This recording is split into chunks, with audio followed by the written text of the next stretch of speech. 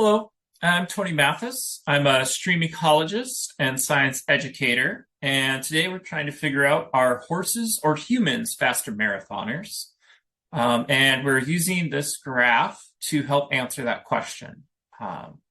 See, the first thing I always like to do when looking at a graph is look at the axes. So on the x-axis, I'm seeing we have one column of humans, another column for the horse, and on the y-axis, we have number of wins. So I would predict that this graph is about the number of wins that humans and horses have had in the marathon.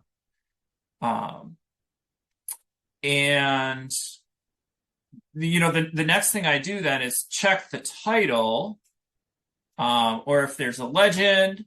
But I try to check and make sure that my prediction matches what the authors say about the graph. So this is human versus horse marathon, number of wins. So yeah, it seems like my prediction was about right. This is a graph of the number of wins for horses and humans that have been running this race.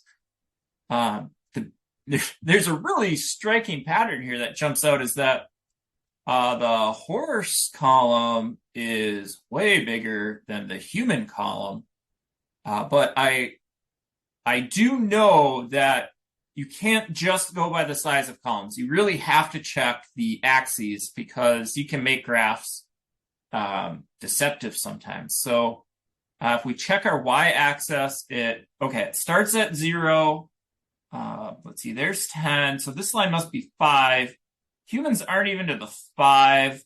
They look like they're about 4 to me. The horse, let's see, this line here is 30. See, that one's 40. That must be 35 in the middle. That looks a little over halfway. I'm going to call it 38. Let's see, the difference is so big. If I'm off by 1 or 2, it probably doesn't really matter because I'm seeing horses have 38 wins. Humans only have 4.